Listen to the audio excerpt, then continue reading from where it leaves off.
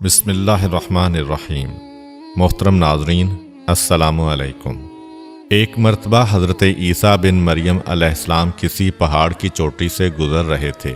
اس وقت ابلیس ان کے پاس آیا اور اس نے ان سے کہا، روح اللہ، یہ بتاؤ کیا تمہارا خدا اس بات پر قادر ہے کہ اگر تم اس چوٹی سے نیچے گرو تو وہ تمہیں بچا سکتا ہے؟ حضرت عیسیٰ علیہ السلام نے کہا، جی ہاں، میرے رب کو یہ قدرت حاصل ہے۔ ابلیس نے کہا، یہ بات حق ہے اور آپ اپنے اس دعویٰ میں سچے ہیں تو آپ اپنے آپ کو اس پہاڑ کی چوٹی سے گرا دیں، میں دیکھتا ہوں کہ آپ کا رب آپ کو مرنے سے کیسے بچاتا ہے۔ حضرت عیسیٰ علیہ السلام نے محسوس کیا کہ شیطان لعین انہیں ناجائز وسوسہ میں مبتلا کرنا چاہتا ہے۔ انہوں نے اس سے کہا، لعین، کیا تو چاہتا ہے کہ میں اپنے رب کی آزمائش کروں؟ یہ علیحدہ بات ہے کہ مجھے اس بات کا یقین ہے کہ میرا خدا میری حفاظت کرے گا۔ اللہ کا ہر فرمان برحق ہے اور ہمیں اس میں شک کرنے کی کوئی گنجائش نہیں ہے، لیکن میں خدا کی آزمائش نہیں کرتا۔ کچھ دنوں بعد ابلیس ان کے پاس آیا اور ان سے کہا، عیسیٰ علیہ السلام، تم تو اللہ ہو، کیونکہ تم مردے زندہ کرتے ہو اور غیب جانتے ہو اور لوگوں کو غیب کی خبریں دیتے ہو۔ حضرت عیسیٰ علیہ السلام نے اس کی بات کاٹتے ہوئے کہا، لعین، تو جھوٹ بکتا ہے، میں خدا کا مستجاب الدعوات بندہ ہوں۔ اللہ میری دعائیں قبول کرتا ہے اور اسی کے حکم سے مردے زندہ ہوتے ہیں، اور جہاں تک غیب کی باتوں کا تعلق ہے تو خدا مجھے غیب کی اطلاع دیتا ہے، میں لوگوں کو اس کی خبر دیتا ہوں۔ جب ابلیس نے دیکھا کہ عیسیٰ علیہ السلام اس کے جال میں پھنسنے پر آمادہ نہیں ہیں تو اس نے چیخ ماری اور ان کے سامنے سے بھاگ کھڑا ہوا۔ ابو نصر نشاپور کا ایک سلطان ہو گزرا ہے۔ ایک مرتبہ وہ لاؤ لشکر سمیت اپنے دارالحکومت میں داخل ہو رہا تھا کہ ایک مکان سے قاری کی آواز نے اسے چونکا دیا۔ ابو نصر قرآن سننے کے لیے رک گیا۔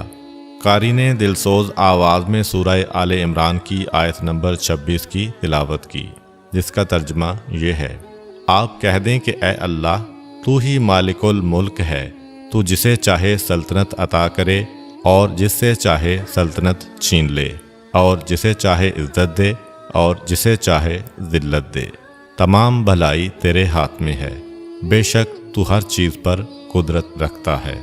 اس آیت مجیدہ نے سلطان کے دل پر گہرا اثر کیا۔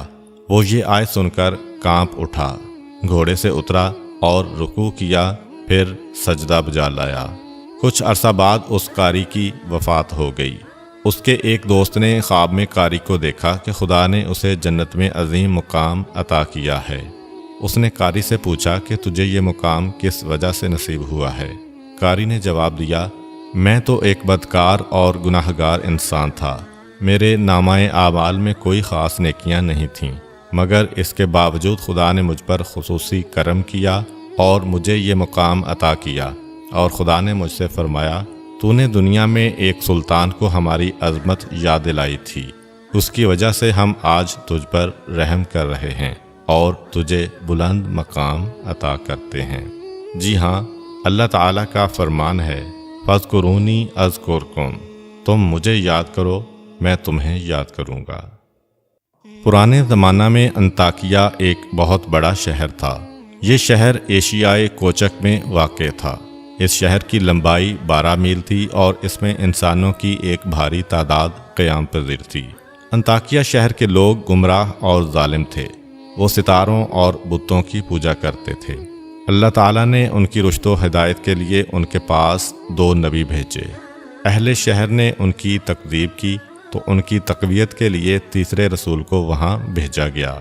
چنانچہ تینوں انبیاء نے لوگوں کو خدا کے راستہ کی دعوت دی اور شہر کے گوشہ گوشہ میں انہوں نے تبلیغ دین کی، لوگوں کو توحید کی دعوت دی، معاد اور یوم قیامت سے آگاہ کیا اور انہیں عذاب خداوندی سے خبردار کیا۔ اہل شہر بڑے بدبخت تھے۔ 3 انبیاء کی مشترکہ تبلیغی کوششوں کا ان پر کوئی خاص اثر نہ ہوا اور پورے شہر میں صرف 40 افراد نے ہی دعوت حق کو قبول کیا۔ شہر کے دوسرے لوگوں نے تینوں انبیاء اور ان کے پیروکاروں کو پکڑ کر انہیں سخت اذیتیں دیں۔ اور ظلم کی انتہا یہ کی گئی کہ ان مظلوموں کی گردن میں سوراخ کر کے اس میں رسیاں ڈالی گئیں، اور شہر کے ظالم لوگ رقص بسمل سے لطف اندوز ہوئے۔ اس شہر میں ایک مرد مومن رہتا تھا جس کا نام حبیب النجار تھا۔ وہ ان انبیاء پر ایمان لایا تھا، لیکن وہ اپنے ایمان کو مخفی رکھتا تھا۔ وہ شہر میں بڑھئی کا کام کرتا تھا۔ اسے جو مزدوری ملتی تھی وہ اس کو 2 حصوں میں تقسیم کرتا تھا۔ ایک حصہ اپنے اہل خانہ کو کھلاتا تھا اور دوسرا حصہ غرباء و مساکین میں تقسیم کرتا تھا۔ جب حبیب النجار کو اس ظلم کا پتہ چلا تو انہوں نے اپنی قوم کو تبلیغ کرتے ہوئے کہا، اے میری قوم، ان رسولوں کی پیروی کرو، ان کی اتباع کرو جو تم سے کوئی اجر نہیں مانگتے اور وہ راہ راست پر ہیں، اور میں کیوں نہ اس ذات کی بندگی کروں جس نے مجھے پیدا کیا ہے اور جس کی طرف تم سب کو پلٹ کر جانا ہے۔ کیا میں اس ذات کے علاوہ کسی کو معبود بناؤں؟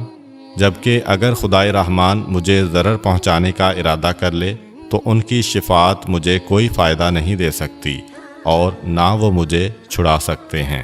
تب تو میں صریح گمراہی میں مبتلا ہو جاؤں گا۔ میں تو تمہارے پروردگار پر ایمان لے آیا ہوں، لہٰذا میری بات سن لو۔ کیا میں اسے چھوڑ کر دوسرے معبود بنا لوں؟ حالانکہ اگر خدائے رحمان مجھے کوئی نقصان پہنچانا چاہے تو نہ ان کی شفاعت میرے کسی کام آ سکتی ہے اور نہ وہ مجھے چھڑا ہی سکتے ہیں۔ اگر میں ایسا کروں تو میں واضح گمراہی میں مبتلا ہو جاؤں گا۔ میں تمہارے رب پر ایمان لے آیا، تم بھی میری بات مان لو۔ لیکن ظالم لوگوں نے ان کی بات پر کان نہ دھرے اور ان کی نصیحت سن کر خواب غفلت سے بیدار نہ ہوئے، بلکہ ظالم درندے یکدم اس پر ٹوٹ پڑے اور بیچارے کو اتنا مارا کہ اس کی آنتیں باہر نکل آئیں۔ پھر اس کا گلا دبا کر قتل کر دیا اور لاشا کو ایک کنویں میں ڈال کر اس میں مٹی ڈال دی گئی اور وہ کنواں اس کا مدفن بن گیا۔ بعض روایات کے مطابق ظالموں نے اسے پکڑ کر آری سے 2 حصوں میں تقسیم کیا تھا۔ ایک اور روایت میں مذکور ہے کہ لوگوں نے اس کی گردن میں سوراخ کیا اور اس میں رسی ڈالی اور پھر اسے صلیب پر چڑھا دیا، جہاں اس کی موت واقع ہوئی۔ حبیب النجار کو موت سے قبل انبیاء دکھائی دیے تو اس نے یہ آخری الفاظ کہے، میں تمہارے رب پر ایمان لایا ہوں، میرے گواہ رہنا۔